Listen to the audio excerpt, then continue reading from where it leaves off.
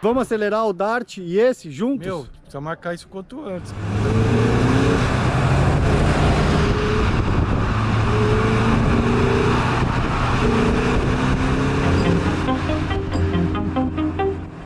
Salve, salve meus amigos, tudo bem? Sejam bem-vindos, meu nome é Lucas Valentim, você está assistindo Pingando Óleo. Eu sei que esse vídeo não tem muito sentido aqui no canal, não é um carro antigo, mas eu peço licença a vocês porque esse carro ainda é muito desejado por nós brasileiros. Quando ele surgiu aí no início dos anos 2000 aqui no Brasil, algumas unidades, a gente foi à loucura. E é engraçado que esse carro ainda desperta muita tentação nas pessoas, né? Então por isso que eu tô trazendo esse vídeo para contar um pouco desse carro e também porque ele carrega uma bagagem muito grande aí da história da Chrysler, né? Ele carrega traços de desenho, ele carrega a mecânica Hemi, que é muito clássica, né, no meio desde os carros antigos até hoje. Então é por isso que eu resolvi trazer esse vídeo.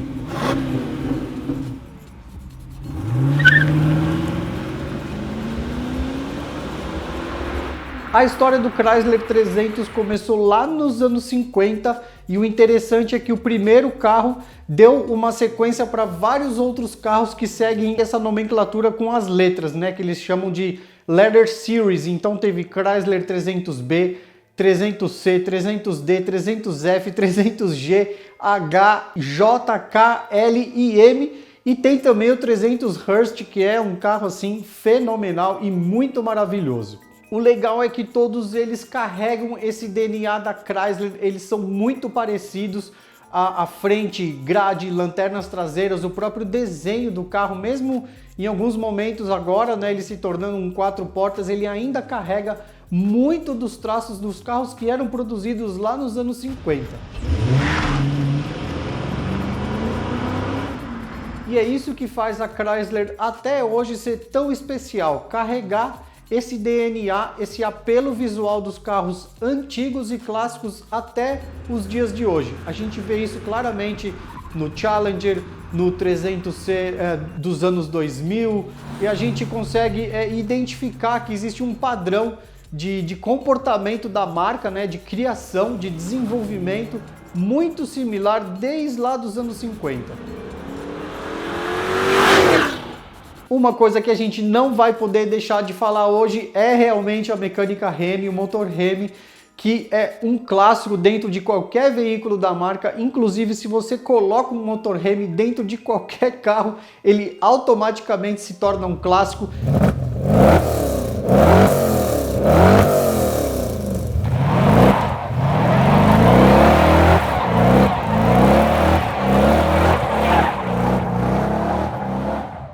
Se você colocar um motor Hemi até num carrinho de feira, ele também se torna um clássico. O que aconteceu nos anos 50 foi o seguinte: as famílias nos Estados Unidos estavam aumentando bastante, as famílias estavam tendo muitas facilidades em comprar casas próprias, afastadas dos centros das cidades. Então isso fez com que as pessoas se locomovessem bastante do trabalho para casa, da casa para o supermercado. E essas casas geralmente eram nos subúrbios, né? Eles eram nas periferias das cidades. Então o carro passou a ser uma ferramenta muito importante de locomoção e os carros passaram a ter um apelo muito grande para que fossem confortáveis, para que fossem bons e tivessem muitas melhorias. Então as pessoas estavam exigindo que os carros tivessem vidro elétrico, trava elétrica, direção elétrica, ar-condicionado, vitrola, que fossem com bancos muito confortáveis, que fossem carros muito espaçosos. Foi assim que começaram a surgir literalmente essas barcas, esses carros enormes, tanto da GM, da Ford, da Chrysler. E aí foi um movimento muito legal de os carros serem cada vez maiores, com motores cada vez maiores. Falando dos motores Hemi, esse motor surgiu na época das guerras. Sim, esses motores eram usados em aviões de combate, então eles tinham proporções bem exageradas de câmara de combustão, pistões eram super pesados, mas eles já tinham as cabeças ovuladas E esses motores, apesar disso, eles não eram tão eficientes assim, justamente por causa desse exagero. E o que aconteceu foi o seguinte, os caras queriam... A Chrysler sempre tem esse perfil, né, de exagerar nas coisas, e a gente vê isso até hoje nos Hellcat, nos Demons, e eu acho isso muito fantástico de a marca, né, carregar tudo isso até os dias de hoje, né, com engenharia, com cientistas, com desenhistas, e tudo isso é muito legal de a gente acompanhar e assistir isso desde os anos 50. Então eles pegaram os motores que eram dos aviões e falaram, mano, a gente não tem um motor animal para avião que a gente fez na época da guerra?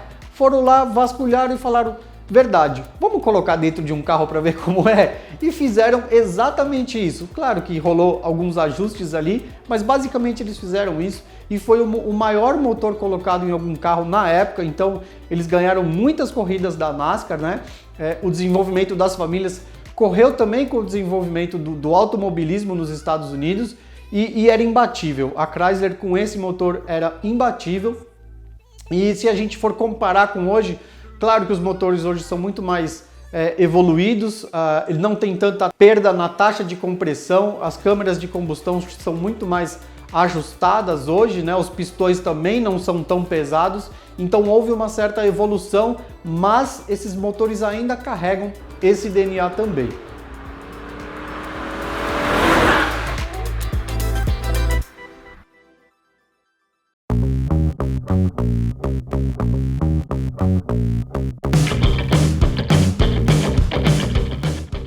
O interessante desse carro eu não estou dizendo que ele é barato, tá? Mas se a gente for olhar para os preços dos carros hoje, um carro desse com esse perfil por menos de 100 mil reais é até um pouco fora da curva, né? Mas também, se você for pensar, obviamente que ninguém quer uma banheira desse tamanho dentro de casa, um carro com motor V8 enorme que consome muita gasolina, né? Então, mesmo assim, é interessante ver que esse carro ainda não ganhou tanto valor aqui no Brasil. Eu acho que isso acontece porque ele não é um carro caro nos Estados Unidos. Aliás, ele é um carro muito barato. Se fosse um carro caro lá, que tivesse muita procura, com certeza aqui o preço seria diferente. E, aliás, o que acontece nos Estados Unidos com esse carro realmente é muita crueldade. A gente vê customizações assim muito feias. Esses carros são muito injustiçados. Eu não sei o que acontece. A galera faz algumas coisas horrorosas em cima desse carro que dá muita dó. Eu acho que isso explica muito o valor desses carros aqui hoje em dia, apesar de eles começarem a subir muito de preço nos últimos 2 anos.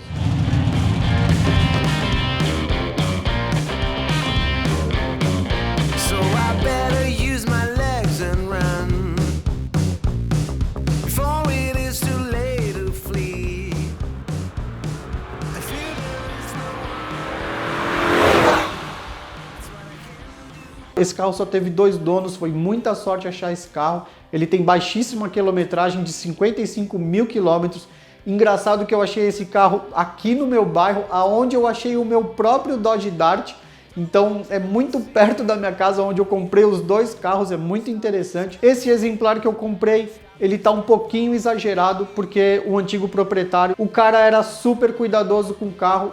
Acho que o sonho dele era ter um SRT8, porque tinha até o emblema do SRT nesse carro. Claro que quando eu comprei eu tratei logo de tirar.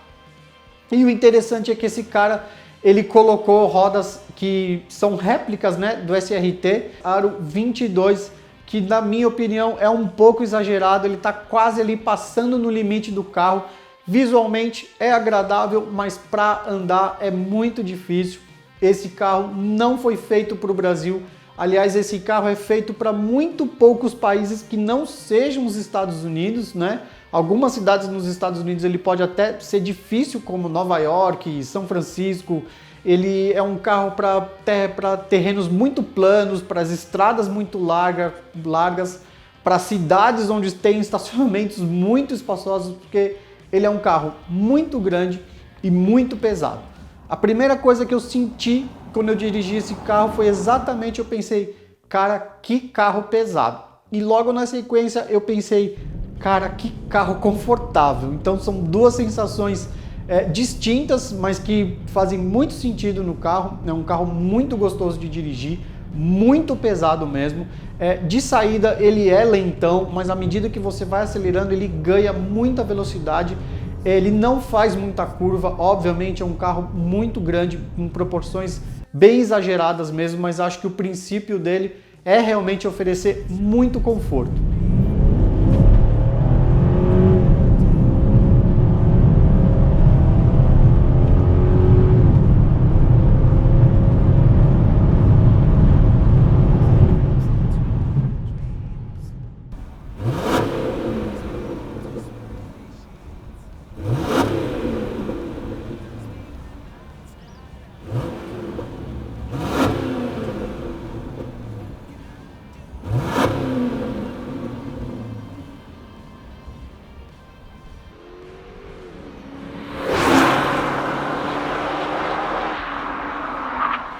Aqui para o Brasil é um carro que não se encaixa, principalmente aqui em São Paulo. É um carro que sofre muito com asfalto ruim, com valetas, com lombadas, principalmente com essas Aro 22, ele sofre demais, ele bate bastante. E o interessante é que o antigo proprietário, quando me vendeu ele, eu fui buscar o carro com ele e eu sentei no passageiro para a gente ir no prédio, pegar manual, chave cópia. O cara dirigia o carro de qualquer jeito, ele ignorava os buracos, valeta, lombada, passava com tudo e eu morri de dó naquele momento e pensei, né? Falei, provavelmente o cara tá vendendo esse carro por causa disso, porque ele não aguenta dirigir esse carro, porque requer muita atenção, muito cuidado. Eu dirijo ele mesmo com muito cuidado, ele não serve para as ruas. É muito estranho a forma como o carro se comporta nas nossas ruas aqui no Brasil.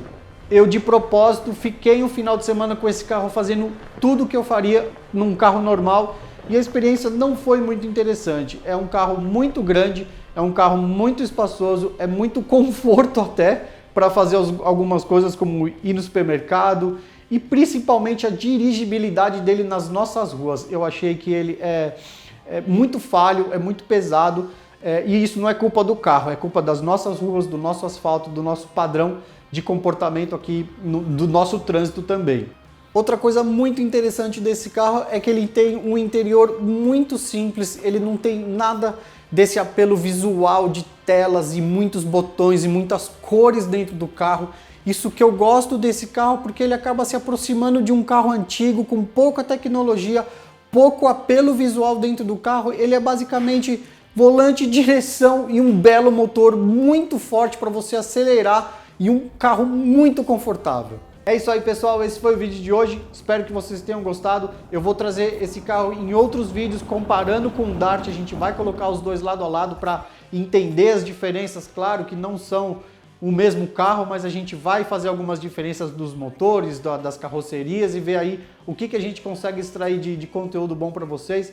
Por isso que eu te peço, se inscreve aqui no canal para você não perder nada. Quem dirigiu hoje aqui foi nosso amigo Jean, meu amigo de infância. Fala aí, Jean. Fala, galera, beleza? Piloto monstro. Ó, o carro sensacional. Gostou, Jean? Nunca havia dirigido. É. Mesmo com as rodas, que é a original 17, 17, é. Eu acho que é 17. Essa é 22, a diferença...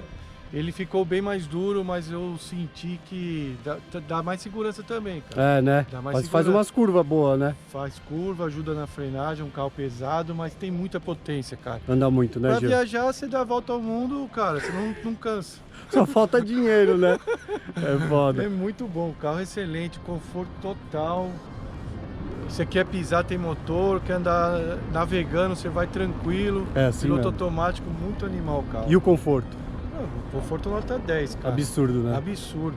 Parece que você tá numa poltrona, tem tudo, o carro tem tudo. É assim mesmo. Completaço, lindo. Bom, Jean, obrigado.